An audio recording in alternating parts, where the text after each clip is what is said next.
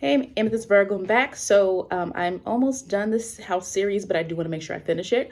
So 10th house. Okay, so the 10th house. I do have the IC MC video if you want more of an understanding of the relationship between the 4th and the 10th house. But this video is going to be about the planets in the 10th house, and your performance or your potential or your career goals, or what you should be trying to attain to. Even if we're not talking about hardcore career person, the sign there, the planets there can give an indication for what you're supposed to do. Especially when we talk about the 10th house is opposite the 4th house. We're going away from home, right? So sometimes you might have to go away from what other people want you to do, and you have to do what you need to do. Right? And so that 10th house energy is more of an independent nature. Now, you can have people with Venus there, you can people with placements there that show other people are important to your process of your goal setting and things like that. If you're, the question people sometimes want to ask themselves here is, what do I want people to notice me for? Sometimes that's a very easy question, especially for people trying to find themselves. So if you don't have a career yet, or you're changing careers, or you are not working, or whatever the case may be, the question sometimes you can ask yourself is, what do I want the world to see me as? Because we look at the 10, it's like it's like the world card in tarot. It's you're going away from home, what's comfortable, and you're trying to see what the world has to offer you, but you have to work towards it, which is why Saturn is the ruler of that 10th house. Now you can have planets that make it a little bit easier for some people, but with anything, of course, there's going to be some challenges that can happen. Okay, now the 5th house is confidence. It's where you might be confident in a certain area. You are, self-confidence is really important through the 5th house. So sometimes you can see that, but I think the 10th house comes more in that praise. The more praise, like people want to be known or seen for something that is in their 10th house. And if you don't have planets there, again, look at whatever's on the cusp to get an understanding for it. So you could say, well, I have Gemini there, I don't have any planets. Well, Mercury rules Gemini, so what associations can you make? Obviously, having a planet somewhere is going to make something way more significant. And if you're watching this video, you more than likely do have a planet there. Or you just want to know what the 10th house, another take on the 10th house. Like, I'm not, the other thing is groundbreaking, but I will probably word it in ways in which you haven't heard. So let me give an example quickly, and then I'm gonna move on. So my 10th house. Well, okay, so my 10th house has Gemini intercepted, but there's some asteroids in there, okay? Chiron, Kronos, and Pallas. So, but I have always wanted to be a writer and be a teacher, okay? It's what I wanted to do since I was a kid. And I have been able to do that in different ways. Now, the Chiron and Gemini are the interception. So if you want to count the interception as the problem, there have been some barriers to getting a platform as early as I would have wanted to. When I had a website when I was younger, probably 15 years ago, something like that. Maybe 13, whatever. I had a but I just didn't stick with it. I did a lot of different podcasts and radio type shows with friends, like blog talk radio stuff like that. Years ago, but we didn't stick with it. We didn't stick with it. It fell apart. So it was always like, I wanted my voice out there, but Chiron kind of, and again, my chart is very much, telling me that there's always going to be a part of me that needs to do something on my own. And again, I'm not going to go into a whole thing about my chart. The point is that through the 10th house, even though I don't have any planets in there, what saved me perhaps as well with like that is always being someone who was a learner. So I work in education. Okay, I have 3rd house energy. So even though I have Gemini intercepted, the 3rd house has energy in there that's pretty strong. Saturn and Mercury is my chart ruler as a Virgo rising. So it's important for you to look at what do you want? Is that true? The sun. There is a whole video, the sun in the 10th house, which goes way more in depth. This is a quick, brief blip. And so if you're a sun in 10th house person, please go to that video. It's all about the sun in the 10th house. The sun in the 10th house, you'll shine if you allow it. If you allow you allow yourself to shine within a certain area. Now, this does not mean everybody's going to be famous. Okay, we have to look at the placement. You have to look at the degree. You have to look at all of that. But the person's confidence comes from personal achievements. Whereas you can have a person whose confidence in the 4th house comes from family recognition.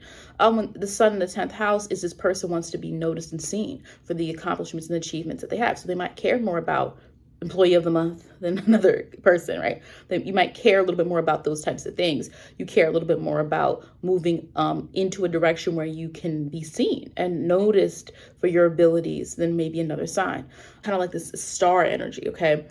In some ways, by star, I don't mean like the star, but I mean this the person in the workplace that is the one maybe the most concerned with their image or how they'll come off, or that person who kind of basks in or is noticed for what they are. So again, the sun sign traits would help us understand a little bit more what that would look like. But so let me give you an example. Okay. Marilyn Monroe has had Sun in Gemini in the 10th house. Okay. And I think with her, the way it looks in the 10th house, 10th degree. Well, she's still talked about to this day. She has a legacy. Okay. So the way her Sun in Gemini energy kind of worked is she also has, she's known for a lot of quotes that she said. If you Google Marilyn Monroe quotes, you'll see them. So she's left her mark on the world, which is sometimes you can see with prominent 10th house energy. In the 10th degree that she had her Sun in as well, kind of hinting at reputation, being kind of someone who has some level of prominence based on her career, right? So that's an example of the sun. The sun is like that person is going to be seen and noticed for something in particular that the world sees.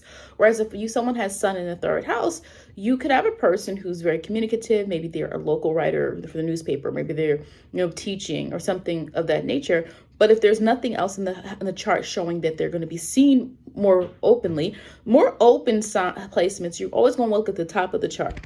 The top of the chart is going to give you an indication of, is that person, is there some some experience outside of their relatives or their home base or their community or whatever. So let me give you another example. Arthur Ashe. So Arthur Ashe was he was a tennis player who passed away of AIDS in the 80s or 90s. And so he had a Sun in Cancer. Okay, so let's think about that. His Sun in Cancer conjunct Mercury. His Mercury was in the 9th house, but his Sun and his Mercury were really close together. And so think about the Sun in Cancer of his death really pushing people to think about, we need to actually care about, this disease, this virus, because what was happening, you already know, like back in that time where people were not sure even how it was transmitted. There was a lot of stigma about AIDS, and him being such a prominent figure, and his death and his him coming out and explaining that he had been infected with the virus. It kind of helped us see him in a different light. So the Sun in Cancer carries a different light for someone like him. You get what I'm saying? When we look at his legacy, when we look at what mark he left on the world. So even if we want to look at the 10th house, is what mark you may leave on the world. So that's an example, 2 different examples, okay, of how the 10th house can sometimes show us, even after someone is gone, what mark do they leave? What about them is left behind because they have worked hard in that particular way. So again, him being someone who is famous, and how sometimes when people are famous, people tend to understand and take things a little bit more seriously, even though they should take them seriously anyway, right? The moon in the 10th house. This person needs to emotionally feel fulfilled by their position. All right, so the sun might be like, give me the achievement, give me the light, give me, look, give me, notice me. And sometimes people need to be noticed because of South Node energy or past life energy. There's nothing wrong with being noticed. We all want to be acknowledged in some way. Now, when it becomes, you can't even celebrate your own achievements without people, dosing you with intention, that's a whole different situation. But the moon, what I would say here is, it's not about attention, but it's more about how those goals make you feel. You need to feel good. You need to be in a position that makes you feel like you are worthy, or feel like you are, attaining some sense of happiness. So here's what I mean. You'd have to look at the moon sign to get a better understanding. Moon and Sagittarius person in 10th house is going to want to feel purpose. If they're working somewhere that they feel is not aligned with their moral code or not aligned with what they believe is the truth, they're probably out of there, right? They're like, I don't think this is not right. I'm leaving. This doesn't feel right. If you have let's see what else. You could have a moon and Virgo person, who works at a place where they feel like these people do not check things thoroughly. This place is disorganized. This place doesn't do X, Y, and Z. They might leave. Maybe they don't leave that field entirely, but they want to leave that particular environment, because the moon is what we need. We need it almost every day. Our moon, and we're not talking just about emotions, but the moon is what we internally need to feel happy. So I can be a Virgo and walk around and do Virgo things, but if my moon is Sag, if I'm not working on truth, or I'm not learning something new, if I'm not trying something new, if I'm not bettering my understanding of the world around me, if I am not in some way invoking some type of advice and helping people see bigger picture things, I'm probably not really happy, right? If I can't take on something new that I'm interested in and start dabbling in it, I'm not going to be happy, even if I'm doing all these Virgo-like things. You get what I'm saying? So the moon is very important when it comes to you actualizing that internally. We can forget about our moon because life is like work, work, work, work, do this, do this, do this. And sometimes we forget to really feed what's internally going to make us the most, feel the most satisfaction. Domestic work, you sometimes can see a person who is working within the home or stays at home see the kids or something like that. Or someone whose work that comforts or helps other people. You can see the moon here, like tap more into its own emotions to help others or work with the emotions of others if you're a person who's not comfortable all that much with your own emotions. You can do something that evokes emotions in other people. Let me give you an example. Let's see. Like, okay, George Lucas. People love and feel really close affinity to Star Wars. Okay, people love it. Okay, and it's so interesting because it does evoke a lot of nostalgia in people who grew up watching it, and it's the creative approach to even the franchise and building it up. Another example, randomly, let's see if this one. Let me check because I want to make sure I get this one right. Ronald Isley. Okay, of the Isley Brothers, old school R&B music. So he like thinking about the fact that music as well, is the moon. It's you channeling your emotions. And sometimes people who are really good musicians, they might not even be people who are openly emotional. They might not be openly emotional, but we see that they have some level of being able to evoke what we should feel and have us feel connected, right? Not just connected by, oh, we're the same person, we have the same job, but the emotional experience that we all experience as human beings. And also, Kurt Cobain had his moon in the 10th house, right? People remember his music and how it made them feel. Like when he committed suicide, his fans were really hurt. Okay. Now again, Kurt Cobain's chart, I'm pretty sure is very interesting. I'm looking at it right now. Some interesting aspects to this. Let's see. It's a rating A, so it's not an AA, which would be on this platform means a perfect birth chart, birth time thing. But I could see that perfectly. He had Jupiter in Cancer in retrograde, though. Okay, even though his Jupiter in the 11th house, which should have. But he got a lot of love and support from people. People liked his music. He spread a message through his music. So that's another example there, that moon in Cancer. Him using a lot of the pain that he, before he even took his own life, he had been through a lot of pain. Okay. He also had Pluto and Virgo in retrograde in the 12th house. That's difficult. Okay. Pluto and Virgo is possible to work through, but it all depends on the person's ability to work through some of the things that they've experienced to see how someone will cope. So that's an example. So Mercury. Well, if someone has Mercury in the 10th house, there's a lot of ways this can go. They can get known or seen. Their career have something to do with their education level. This could be a person who needs to go to college or some type of trade school. They have to go to something to learn something.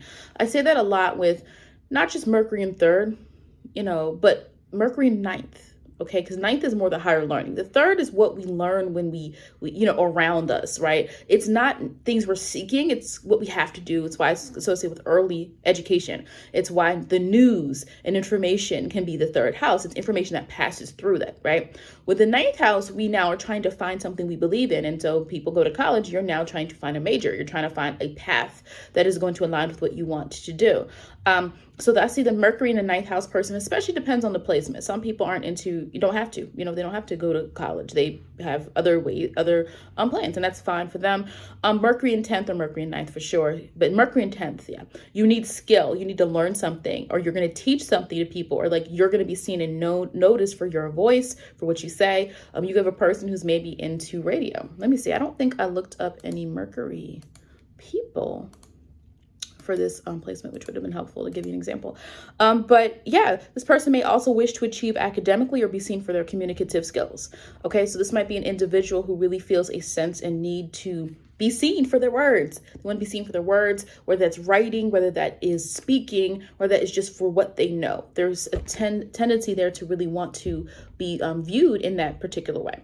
So let me get relating or fostering good connections to other people is going to be super important. Yes, you're going to have to be a relationships person. You're going to likely, now again, you could have a more introverted sign where Venus in the 10th house is more about your creativity. But typically we look at Venus is always also going to be our ability to connect to other people and our ability to relate to other people, and how do people perceive us?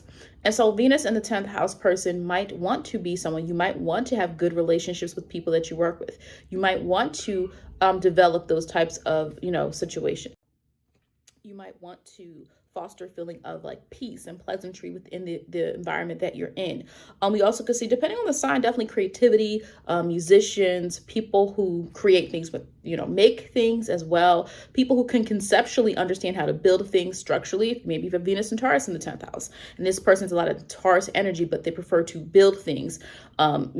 Taurus is really good at conceptually knowing how things fit together. That's something that's a Taurus type of thing. So even someone who makes jewelry or someone who creates something by hand can sometimes be seen with this energy.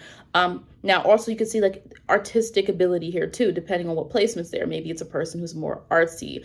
They craft things. Maybe, there's a lot of different possibilities here with this placement.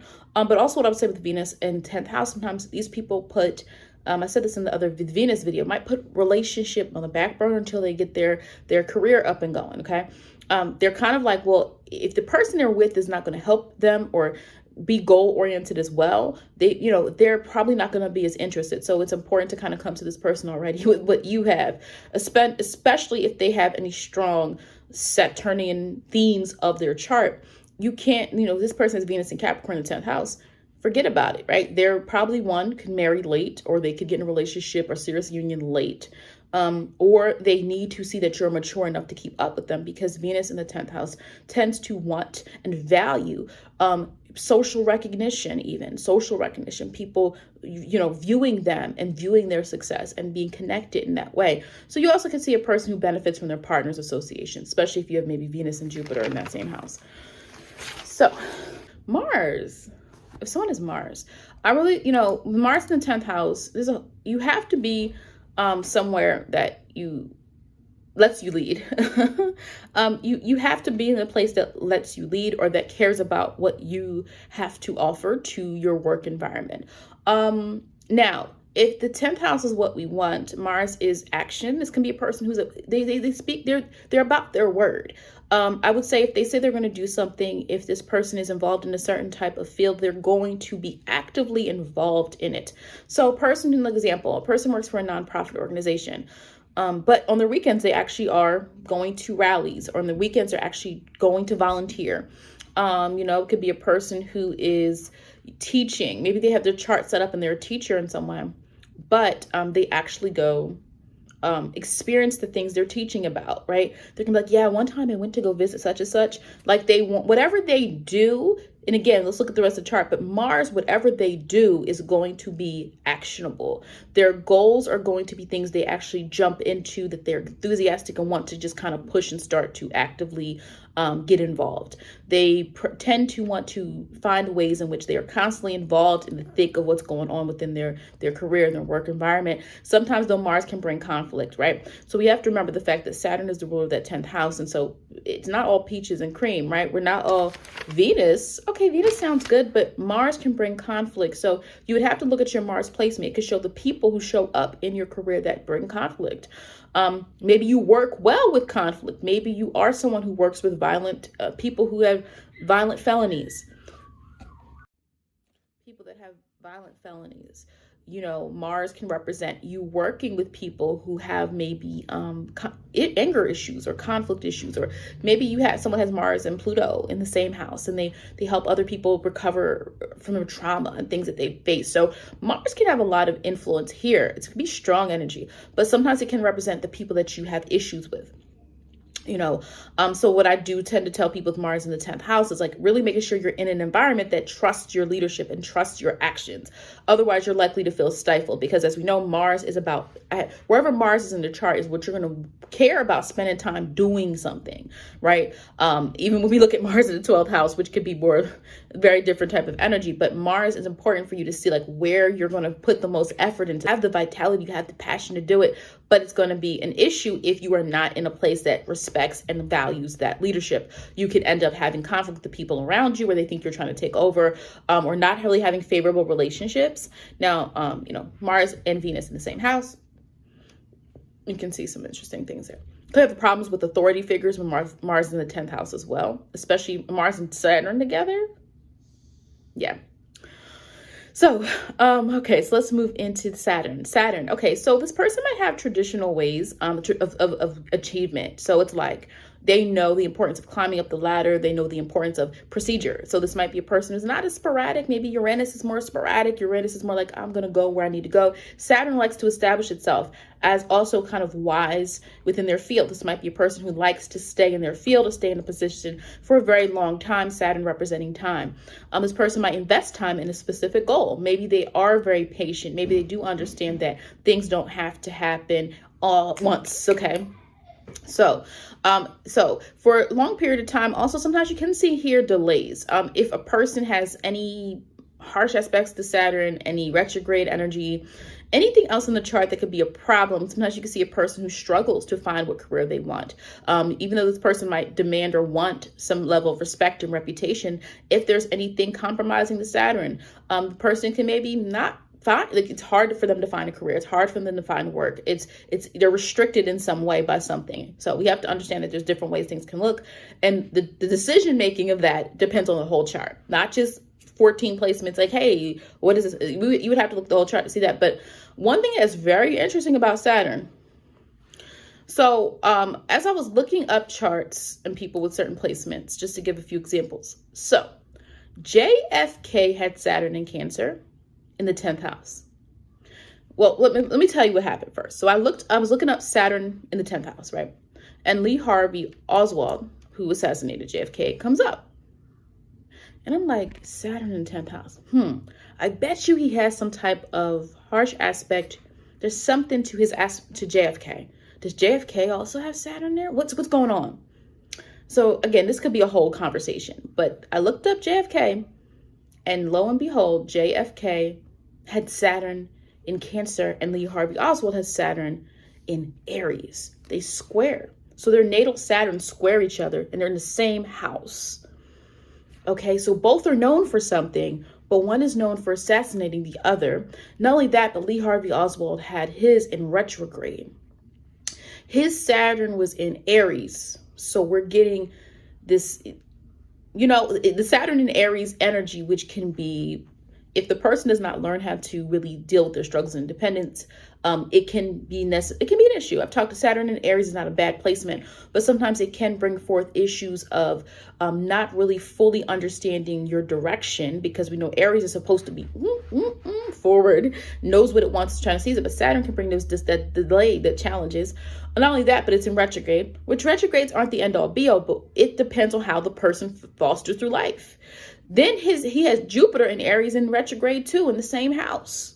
So that retrograde energy together for him, and again, you'd have to look at the rest of his charts. Not saying if you have retrogrades, you're going to end up like him, but it does show this relationship, but this relationship between these two men, and one being the one who obviously ended the other's life, and that Saturn energy going against each other, already making him more of a potential person to do this against JFK. Wow.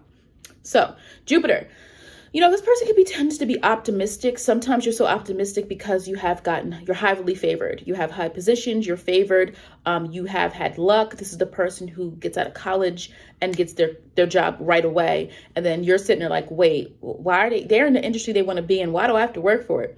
Now, sometimes there could be some karmic reasons why some people have certain things happen a little bit easier for them, perhaps. But they can also benefit a lot through their associations, even sometimes through their connection to marriage. especially if they have Venus and Jupiter making really positive aspects to each other, this person can benefit. Like your goals are dependent on the person you're with, or or you in some way, you're able to have an influence in other people's careers as well. So there's many ways this Jupiter can play out. It does tend to be a positive placement. If it's in retrograde, you might not feel the benefits of it right away, right? Retrograde energy is not direct. And it doesn't feel direct. And so sometimes that's why some people can be like, wait, I thought this planet is supposed to be good. Like, why am I not rich?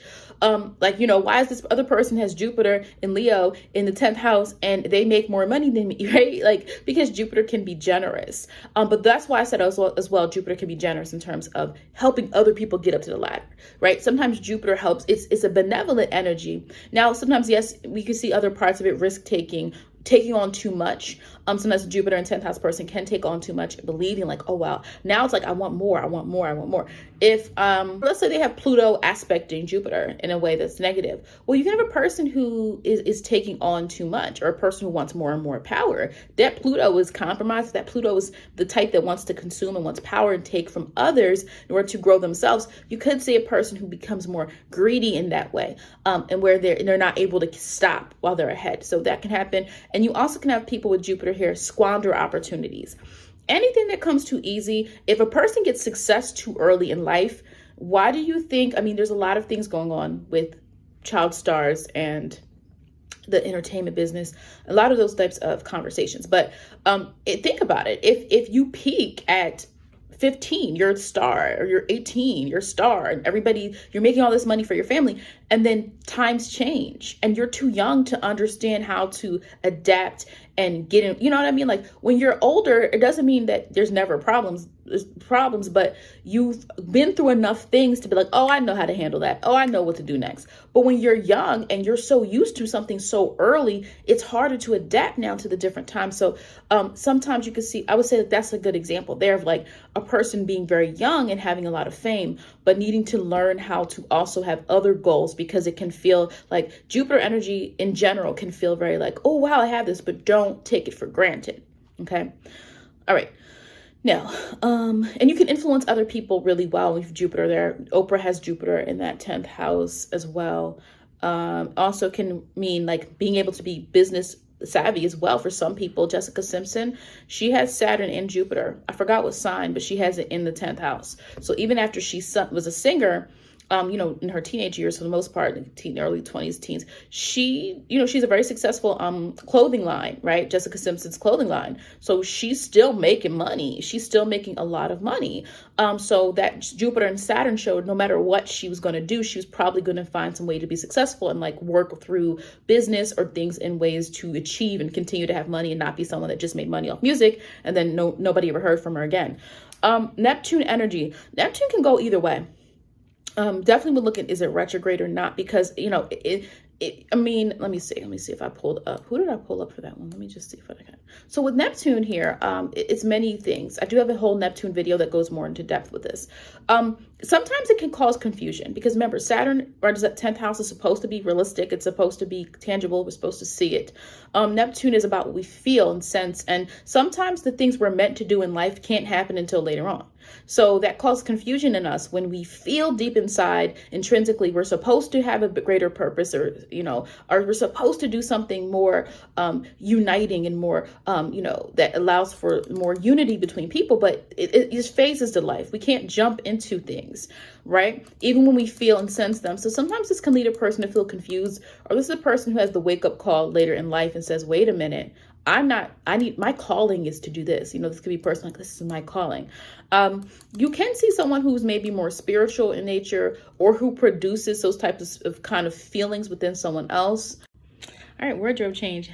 3 hours later, finishing the video. So as I was saying about Walt Disney having Neptune, I believe it was Cancer in the 10th house. I believe, yep.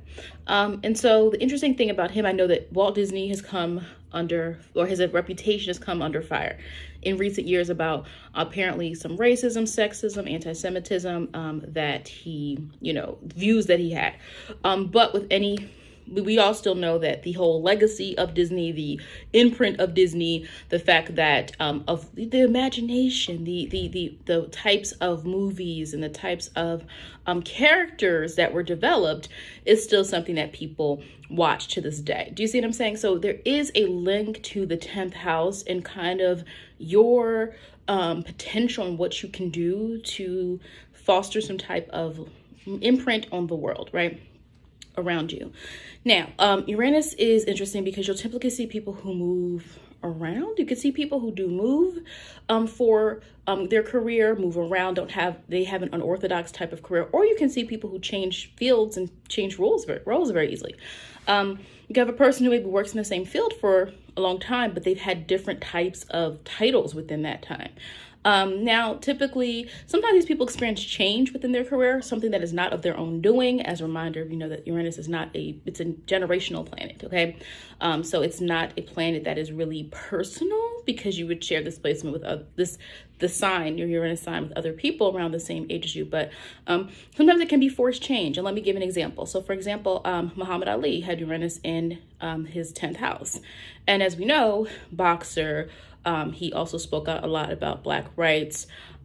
He didn't agree with the Vietnam War. And so he spoke out at a time where not everybody was speaking out. But, you know, because of his religion, he said, I'm not going to fight the war. I'm not going to the draft. But also not just that, but no, I don't believe in it. You know, I don't believe that this war is worth fighting, right? And at the time, remember, he got stripped of his boxing title because, you know, America was, you know, the people in power were just not happy with him with that. So the American government was not happy when he said that. So what was interesting is his Uranus is conjunct Saturn in retrograde. So for a long time, he could not box, the thing that he loved to do the most. But it never stopped him from still speaking out and really having that confidence. I believe Muhammad Ali is a Capricorn. So kind of like that, that very cardinal energy when you have an idea and you understand that you need to follow it all the way through can be the embodiment of sometimes we see with Capricorn signs. Not just about the achievement and the goals, but the personality of the individual themselves in terms of really whatever it is the foundation of who they are is what they tend to want to show other people to embody and have that same level of dignity in how you carry yourself. And yeah, his Saturn was in Taurus. And so I think the Uranus Saturn Taurus, conjunct that he had, especially with Saturn being retrograde, was also a part of that as well, with this change around him, this difficult time that he went through in his career where he was not able to do what he loved to do. So that's an example. Now, your example might not be as extreme as that. Uranus, again, can sometimes mean people who travel a lot for their work. They leave. Maybe these are people who, especially let's say they have the moon somewhere up at the top part of the chart, or the moon is in the 10th house. Maybe these are people who don't, they leave home. They leave from where they're from in order to work, in order to build up their career or their legacy, or build up whatever it is that they want to do in terms of their career and their goals. So don't be surprised if you have Uranus in 10th house of some type of change happening, or there being some type of upheaval, there being some type of sudden change, or sometimes it could be positive, sometimes it could be a sudden opportunity. So it doesn't always have to mean something negative, okay? And of course, if you have more than one planet in a house, you would want to listen to all of these. But again, I keep telling people, interpretation requires, you can piece things together yourself, but also you need to probably go at some point and get a reading. Now, I'm not saying I don't push readings on people. It's not my thing. I do readings, but it is what it is. I don't force people, right? But my point is that at a certain point, a video is going to help you, but you're going to want to tie everything together. And you cannot do that by sometimes asking one question, because one question doesn't take into account, but this is square this and this is square that, and actually seeing the whole visual of the chart. Sometimes you can see, when I was going through the list of Uranus placements and the program that I have, I noticed that there was a lot of royalty, people who were of royalty, and people who were religious figures with Uranus in the top. Now, remember, sometimes Uranus and Neptune travel close together. Many people's charts, depends on generation, depends on when you were born, stuff like that. But you could have a person with Neptune and Uranus in the 10th house, and they do have some type of religious or spiritual nature to their career. And because of that, it's not a common career, right? People with Uranus, especially if there's other planets there, it's not going to be a common reputation. When you meet someone and they say, I work in education. So if someone's like, oh, I'm a teacher, you might say, oh, my mom's a teacher, my uncle's a teacher, right? You'll meet people who no other teachers or no other physicians or maybe no other people who are, construction workers. Like you'll meet people that have the same job, or you'll know people like, oh yeah, my aunt's that. Oh yeah, my husband does that. But with Uranus being there, there's usually an individuality to the person's career or something that's not quite as common, or the person has those desires. Because remember, if Neptune is near Uranus, sometimes you can want something that you haven't quite put into perspective, especially those my Neptune and Capricorn people. I've been talking to a lot of you about this. All right, so I knew something was off. I finished this whole video. I merged it. I uploaded it. I was putting in the timestamps. I'm like, wait, Pluto is missing, and I got to put Pluto in. If I don't put Pluto in, I already know I'm going to get a comment. Someone's like, you forgot Pluto. Virgo, you forgot something. I got to let you know that you're not perfect. I got to let you know. So let me just do this real quick. Pluto. So Pluto in the 10th house. Okay, so I always like to talk about the slight differences between Mars and Pluto when I'm dealing with any of those planets, because as we know, they both rule Scorpio. And so Mars is more, you see it, okay? It's very clear. That's why the Mars conflict, sometimes Mars having conflict is so direct, and we see it this visibly. Whereas Pluto, we have to understand the obscurity of it. The energy is more under the surface. And so with that, it's intense. This is a person who can wait for a long time to really just build up what they want in their career.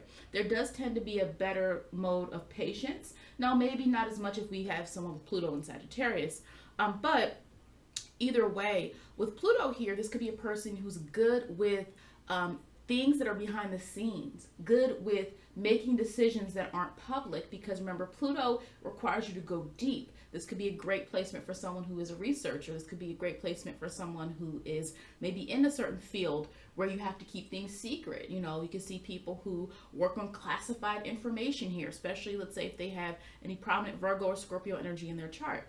Is they can keep secrets, they can keep secrets. And the thing about Pluto that we have to remember is it's still linked to some sort of power.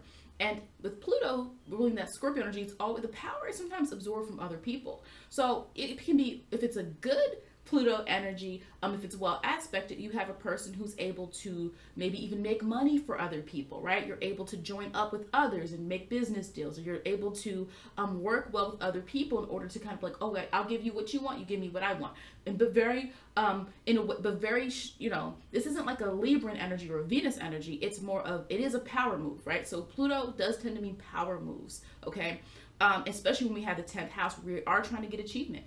So with that said, it can be positive if the person wields their power in positive ways. Now, if the person decides to be controlling or underhanded or secretive or sneaky, that's where you can see a person trying really hard to get something in any means necessary, especially when also if the person has any Jupiter placements or any placements that could indicate they want, I want. Now, Jupiter's not, it's not bad. I don't really do the whole, this planet's this and this planet's bad and good, because it really depends on the aspects. It depends on the person, it depends on how you use the energy. But if a person has a chart already showing they want recognition, they want power, they want money, you can see Pluto sometimes lead to someone's downfall, or lead to somebody wanting too much power or being too consumed by certain things. But in the positive in the upbeat part of this, Pluto could represent a person who simply has a lot of influence, a lot of mental and emotional influence over other people. And if that's used in a positive way,